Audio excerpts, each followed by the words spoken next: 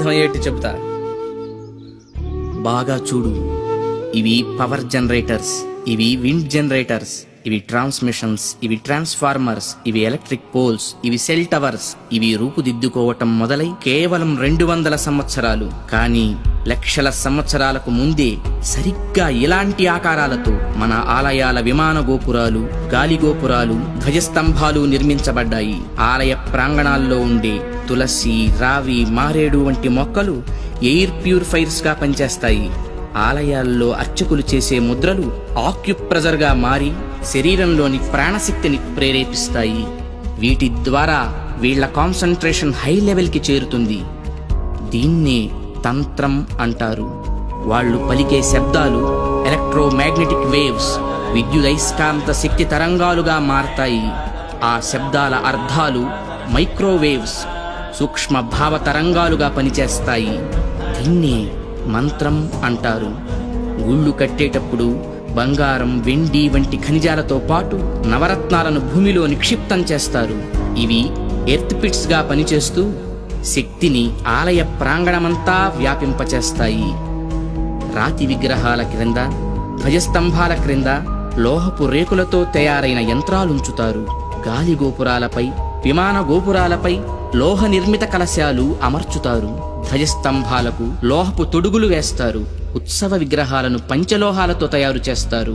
లోహం శక్తికి వాహకంగా పనిచేస్తుంది. దీన్నే యంత్రం అంటారు. మంత్ర తంత్రాల ద్వారా ఉత్పత్తి చెందే శక్తికి ఈ యంత్రాలే రిసీవర్స్. ఇక హైడ్రాలిక్ పవర్ స్టేషన్స్ లో లాగా ఆలయాల్లో జరిగే అభిషేకాల్లో కూడా ఎత్తు మీద నుంచి స్వామి విగ్రహం మీద నీరు పడుతుంది. దానివల్ల పొటెన్షియల్ ఎనర్జీ కైనెటిక్ ఎనర్జీగా మారుతుంది. ఇలా మంత్ర తంత్ర యంత్ర ప్రక్రియలతో విశ్వవ్యాప్తంగా ఉన్న ఇంటర్నల్ ఎనర్జీని రిసీవ్ చేసుకొని అందరికీ అందించే కాస్మిక్ పవర్ స్టేషన్స్ మన ఆలయాలు. ఈ జనరేటర్ నుండి ఉత్పత్తి అయిన విద్యుత్తు ట్రాన్స్మిషన్స్ ద్వారా టెర్మినల్ స్టేషన్ కి చేరి అక్కడి నుండి సబ్ ట్రాన్స్మిషన్స్ ద్వారా ఎలక్ట్రిక్ పోల్స్ సాయంతో లో వోల్టేజ్ ఇళ్లకు, హై వోల్టేజ్ ఫ్యాక్టరీలకు అందుతుంది.